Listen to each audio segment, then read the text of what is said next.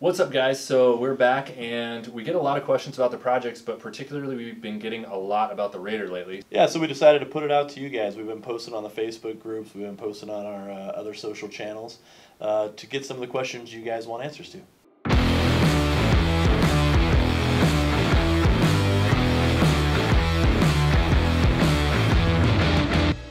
All right, so let's jump into the questions. So the first one we got was from Colin, and he asked, where can I get parts for my Raider?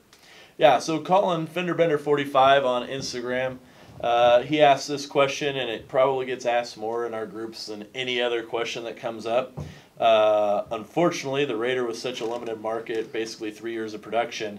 There is no real aftermarket for Raiders. Guys have a hard time finding headlight assemblies, taillight assemblies, so any aftermarket thing is really, really difficult to come by. But what you're going to want to do is you're going to want to check out Dakota aftermarket stuff, body lifts, suspensions, any performance parts, things like that. Almost mirrors exactly the Dakota under the body. Start there. There's a couple guys on the Raider groups that are really good for information. Mike, I think Sodney's one of them. John Sheldon's another. Check those guys out on the Raider groups, and they are a wealth of knowledge for this stuff. Yeah, unfortunately, that's one of the things that makes the Raider so cool is people never see them. But the downside of that is you just can't get parts because there's no aftermarket since it's such a small production vehicle. Yeah, if you're one of the guys watching this or one of the guys that gave us some feedback that actually have a Raider, you know how exciting it is to come across one. It's just like that with any of our other projects, really. You know, you see a Mark III in town, you're freaking out, right? Yeah, it's not very often. So the next one we got was from Arturo, and he asked, what's the suspension setup? this is probably the #1 question on the Raider, I would say. Definitely. So it's king coilovers in the front, triple bypass, reservoir shocks next to it, and then we've got triple bypass resi shocks in the back. Those are 3-inch, those are massive. But what they did is, so the front is caged all the way to the back, and they dumped the engine cage right on top of the original coil bucket, if you will. It's kind of like the strut setup, where the coil sits over the shock and mounts in with 3 bolts like you would see in some of the unibody cars, import cars. And they had to do that because of the classing, right? Yeah, so basically what they did is they dumped the engine cage right on top of that coil bucket, and then they welded in plates to attach the coilover. And so the coilover sits inside the factory bucket, and like Ryan was saying, is for the stock mini class rules, you have to use the original suspension components and mounting locations or factory like. So on the front it's the factory upper arm, factory lower arm with manufactured attachment points or mounting points for the coilovers. On the back it's got Deaver long travel leafs, which is killer. You can see in some of the videos it really droops out and makes a big difference. And then they fabricated mounts on the bottom side of the axle, and then fabricated into the cage some top mounts for those bypass shocks. So the back setup is really cool. Hopefully we have some more to come on adjusting that setup a little bit for a little extra travel. So next question we got was from our buddy Chris, who, thanks for all the support, Chris. You're always on there hyping us up, and we love the fact that you got a Boost Rodeo sticker on your Raider. He's saying, I need some tips on trimming the rear bumper. I think it's time to let the old fader bumper go. So that's something we recently just did. Yeah, Christian's always on our stuff, always making comments. Big shout out to you, man. Thanks, we appreciate it. So he's been following along. We removed the rear bumper last year, I think. Yeah. Basically, we kept hitting it on the ground. When I got the truck, it was all bent and rusted. Removing it really changed the look of the back of the truck. So we'd love to help you with that. You've recently seen where we've trimmed the back fenders now because I keep hitting the fenders on the ground. So now the bed sides are trimmed up with that pre-runner style. I think I'm going to redo it a little bit. You can see here how the angle is pretty sharp down to the tire. And I think I'm going to move it up a little bit and change that angle. But that's a big one on the back that really changes the look of the truck. I think something that Christian really liked too is when we pulled the front bumper off. So in my mind, now I got to redo it, and I know there's a couple of you out there that are wanting to do front bumpers. One of the guys already has his off, which is really cool. So the problem with the way the 2 bumpers set up is it's pushed way out past the truck to go around that factory bumper. Mm-hmm. So what we're going to do is we're going to have to suck that in to give it more of a cleaner look and change up the skid plate. Yep. We didn't shoot anything when we trimmed it the very first time, but like Josh said, we're probably going to go back and adjust that angle a little bit. So we'll probably do a tutorial on where we trimmed it and why, and kind of show you guys the angles. And we do plan on putting a new rear tube bumper on it that sits quite a bit higher just to give it something back there to protect it. Yeah, right now you have the spare tire rack hanging off that's essentially acting as a bumper, so we really need to tie something in that brings it all together. So again from Chris, he said that he got his Raider stuck the other day in the juniper dunes. Luckily he was able to get it out. It took him about 10 minutes. But he wanted to know more about our tire racks and the traction boards that we have on the truck. They're a lifesaver. Huge. Go buy them. There's the US made ones from Action Tracks. Action Tracks does sponsor Fire Guys Racing, so we want to make sure to give them a shout out. We had this thing buried halfway up the frame rail, axle in the ground, tires essentially free spinning. And with a little bit of moving of the sand, wedge them underneath the paddle tires and literally just back over them. They suck in under the tires, lift up the truck, and you pull right out. It took us all of 2 minutes to get the truck from being on its belly on the frame rails and sand to out. Yeah, we used them 4 or 5 times. Yeah. In the sand dunes, whether it was the Razor, the truck, multiple times, multiple drivers. They weren't all me, I promise. Yeah, that's definitely the most we've ever needed them. We usually only need them a handful of times a year, and they still pay for themselves just because it beats the hell out of digging out. Absolutely. Yeah. About the tire rack, so that whole rear chassis part in the bed cage and tire rack, light racks, all of that is all custom fabricated by the original builders of the truck. So the idea is to even out the weight in the back of the truck and move some of the weight beyond the rear axle so that it'll ride better through the nasty stuff. The light package on top, obviously you can see the 2 chase lights that face rearward that were class rules, and really any sanctioned racing rules require that dust light facing rearward. And then you have the overhead light bar, which contains 4 of the Vision X HIDs. That is all custom built. You can buy the lights, but unfortunately in this case you're going to have to build the mount for it. So. Yeah, I'm sure you could probably find a universal light bar setup for the actual top piece that mounts those, but you're going to have something to tie it into. So you're going to at minimum have to put like an old style roll cage that just comes down at the front of the bed, you know, like the roll bar, or do a full custom setup like ours that's front to back. And the way it works is it's kind of like a sleeve. So you have a post sticking up off of the cage, and then a sleeve that slides over that you just pin in place, and then it acts like it's self-ground. So it works out great. Yeah, and that makes it really easy to stash that light bar so we can take it off whenever we want to. So you'll see the truck a lot of times where we don't have that up when we don't need it. Yeah, I don't run it in the daytime. Those lights are pretty expensive, and if this thing accidentally ends up on its lid, it's one less thing I got to replace. Right. So Wizardman North had the same question about the name and brands for the tire rack and lights. So again, Vision X Lighting is who's on there. Everything's custom made. One of the really slick things though, that hopefully you can see and pick up in some of the videos, is they had made custom jack plates. So it's like a sand plate instead of wheels on the bottom of the jack, and it's obviously a quick up and down jack. And then it slides in and locks into place into the bed cage. Yeah. So it stores the handle? The handle, thank you.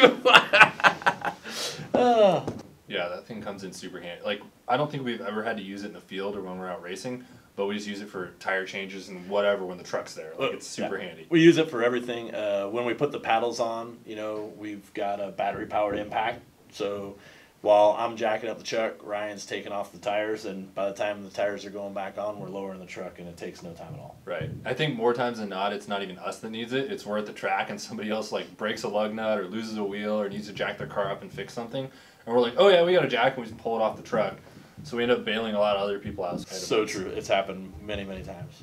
So the next question we got is from our buddy Joe. He's Piston Soup on Instagram. Dude drives the hell out of a rad little boosted Miata like nobody's business.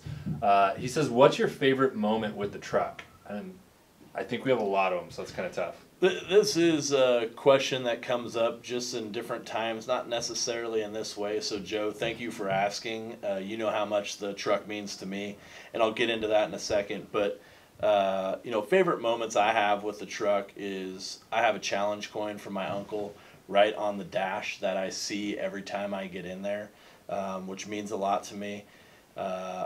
Also, my kids absolutely adore the truck. I think pretty much anyone that sees the truck likes it, but the kids just, Ryan's kids, my kids, doesn't matter where you are. They just love the thing. It's like a big play gym, really, and they get to go for rides and jump it. So that's probably a big moment for me. The biggest moment that I had with this truck is literally the day I picked it up. I drove past the site where my uncle passed away and took pictures with the memorial that was placed at the location of his wreck with the truck, and the sun was setting and the light was killer, and all the fire guys had been putting shirts in the fence line, and so there was, I can't remember how many at the time, but it was over 100 shirts lining this barbed wire fence from different fire departments and from around the state of California that were there to honor my uncle, which brings me to how I got the truck and why it's so important to me and so close to my heart, my family's heart, is my uncle was a firefighter. He was killed in the line of duty in his command rig driving back from a fire. So it was a very tragic incident for my family, obviously, for his wife and kids. Can't imagine what that's like. And so at his memorial, my aunt actually offered me his truck, and I didn't understand what she was saying. So I thought she meant his daily driver, right? And so we're in San Diego, California, and she says, when can you pick it up? And she was talking about the Raider. So for those that don't know, the Raider that's in my possession won the Baja 1000 Stock Mini in 06, finished third in 07. The guys with Dan Fresh that built it with Mitsubishi ended up retiring it in 08, and that's when it came to my family. I actually drove up and picked it up from Orange County. Yeah, I was going to say you were the original one that grabbed that truck for Gary. Yeah, and I'd been to Mexico with my uncle just one time racing stock Volkswagens, which was an awesome time, absolute great experience. And so he was living in Colorado and asked me to pick it up for him when he sent the money over to buy it. And so Dan and team, and I think it was Sean Douglas that brought it with him, loaded it off their trailer and loaded it onto one that I borrowed from a buddy, and we stored it in my apartment garage. I had a townhouse for a few months until my uncle was able to come get the truck. So the Fire Guys Racing know a lot more about the truck than I do. Obviously the guys that built it know a lot, but they stay in touch all the time with us, and we really enjoy representing them and doing stuff we love to do. Yeah, I think one of the coolest things is how many of the guys on the original Mitsubishi racing team that ran that truck at Baja have reached out to us and just been ecstatic to see that the truck's still around and in one piece and it's not wrecked, and just knowing that it's still out there. I think that's been really cool because they've been super helpful on filling us in on the history or what was put into it, or just cool little facts about the truck over the years. Yeah, recently I was going through some old text messages, and I can't remember if it was with Sean or if it was with Scott, but there's cameras all over the truck, right? Facing out, facing the driver, facing from behind, under the suspension.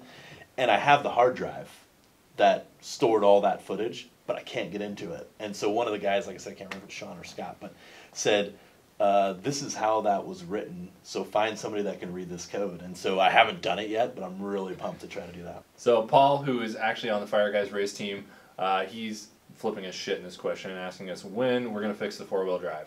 I think in every post I make on this thing, whether it's Instagram... Doesn't matter if it's a cool post or a bad one and you're like washing it in the driveway, he's like, is four-wheel drive fixed? Somebody on the team always asks about it. So the four-wheel drive hasn't been working since I got it.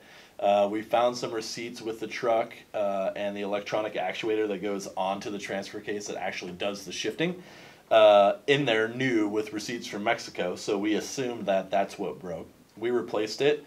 Didn't fix the problem, tested the old one, worked fine. Yep. So we've been replacing the speed sensors because that's one of the error codes that I'm getting on the check engine light, right? We've replaced the inexpensive ones. It's the $80 to $100 ones on the front end that I'd rather spend $200 on something else on the truck. Yeah, I mean, pre-runners don't have four-wheel drive, Paul. Just saying, Paul. It's a pre-runner now. We haven't been stuck enough to need four-wheel drive yet. Yeah. So next question is Chris Workman. He says, does it have a full skid plate? And if so, is there any way to order one that fits my 07 LS? Chris, I appreciate the question. Skid plate, from what you can see in all the pictures, goes back almost all the way to the front axle. Mm-hmm. There's a second skid plate that's pretty well beat up that goes under the transmission and transfer case that I haven't reinstalled yet. I haven't really planned on sending it that hard that I'm going to need that. Unfortunately, to answer your question, again, all custom made. Basically, you have some tubing and some stock cross members that they mount to. So you're kind of on your own buying some plate aluminum and drilling some holes and finding somewhere to mount it up. So Scott Henson, who was actually one of the original crew members in Baja, He's asking if we are still running the original drivetrain and if there's been any major work. Scott, I love this question. I think it's you in one of the videos from '07, if I'm not mistaken, that said that this truck was so bulletproof that you put it through Baja and then drove it back to Ensenada, if I'm not mistaken. I think that's you. Anyways, factory drivetrain, 3.7, stock transmission, everything, stock transfer case.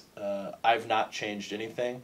I will tell you, I brag to everyone that will listen that I have air conditioning in my pre-runner. That recently stopped working. I've gone through a couple relays, and I think I need a compressor. But other than that, it's all original, same thing you guys were running. Thanks for the question.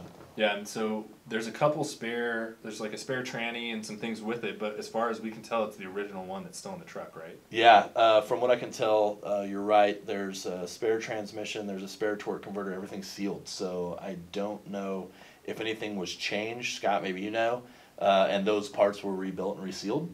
But other than that, I think it's what you guys were running in '07. So I think the only exception to that is if you watch one of our previous videos, we completely grenaded the rear end in this thing right away when we got it. Yeah, that was, I found out later that my uncle was preparing to sell the truck when he passed away. And I should have known when I picked it up there was a drip pan under the rear end, but there was no oil in it, no fluid in it. Checked all the other fluids, but did not check the rear end. Threw my son in the front seat, and we made it about a mile before we seized it.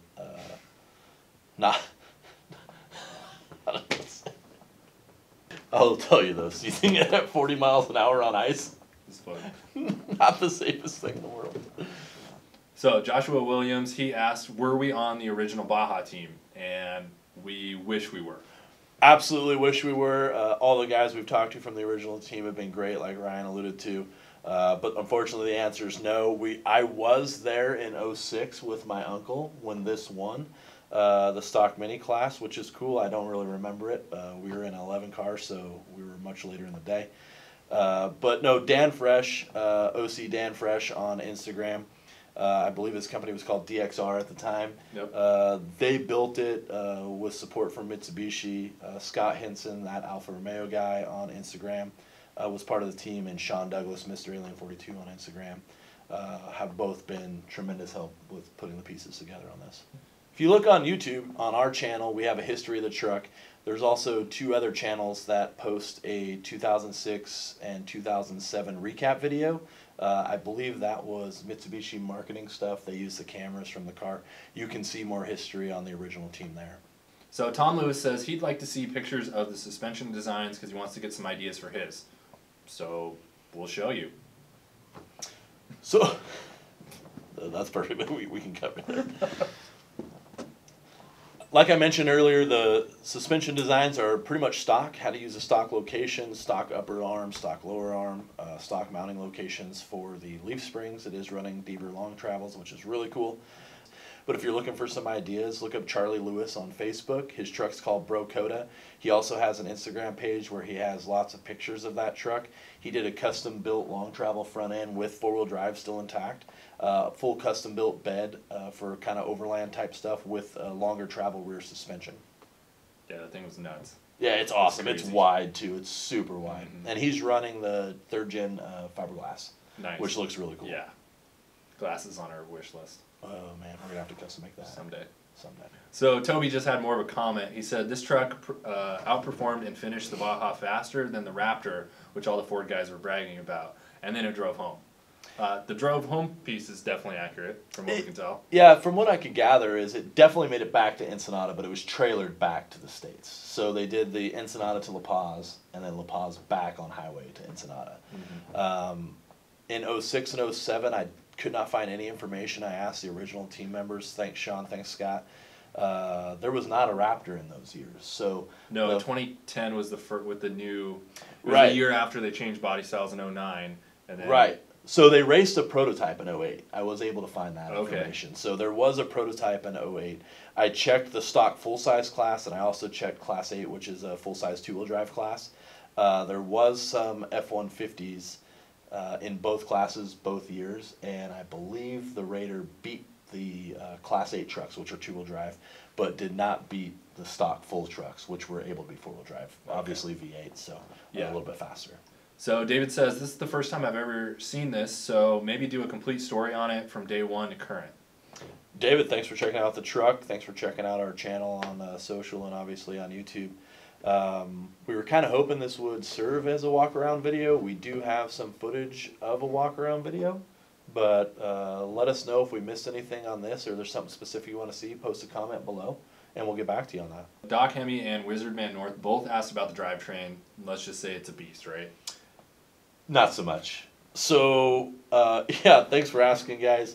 To meet the stock mini class rules for technically a mid-size truck, which the Dakota and Raider are classified as, and later Tacomas, it had to have the V6 option, not the V8 option. So this is the 3.7 V6 pre-Pentastar, clearly. So that stock 3.7 V6 that Chrysler put out makes 210 horsepower, 235 foot-pounds of torque, which is not tearing up the streets by any means, especially with all the added roll cage and weight that the truck carries around, the 35s, 2 spares, 35 gallons of fuel, I think is what it holds. So you start adding weight pretty quickly and eat up that 210 horsepower. But it's got a K&N filter. It does have K&N filter and MagnaFlow mufflers.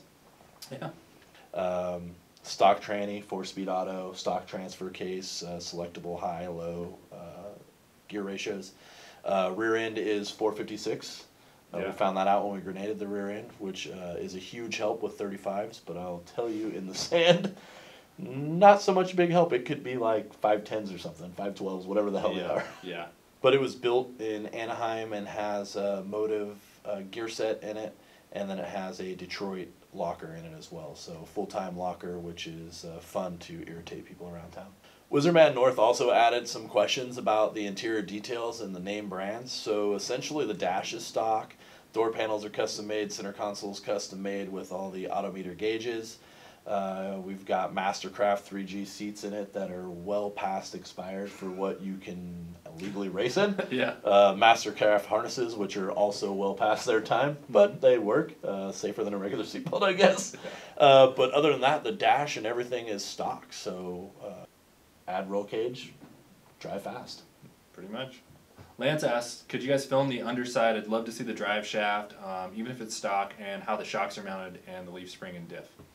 Lance, thanks for that question. You know, we were going through some of our footage and thought we had this shot, and we didn't, so we shot this just for you. You can see that there's custom hanger brackets that were welded to the rear end for the shocks to mount underneath the rear end. And then there's also custom-built hoops on top of the frame that come up off the frame rail and then tie into some C-channel that allows that reservoir shock to mount up top right underneath the bed. All right, guys, so that's it for questions. Thank you to everybody who submitted one or has shown interest in the truck. If there's anything we didn't cover that you want to know, let us know. We'd love to make more videos on it. Thanks for all the support as always. These things mean a lot to us. Catch you guys in the next one. Yeah. Cheers. Fucking roll cage. God damn it, race car. Well, I told my wife 20 minutes. That's been an hour. She should have known. Free spinning. I think the roof is coming down. Dad life. So Tom Lewis, he asks, he says he doesn't ask, he says I like. He doesn't do shit. He doesn't do shit. He wants to see things. God damn it. Too many beers.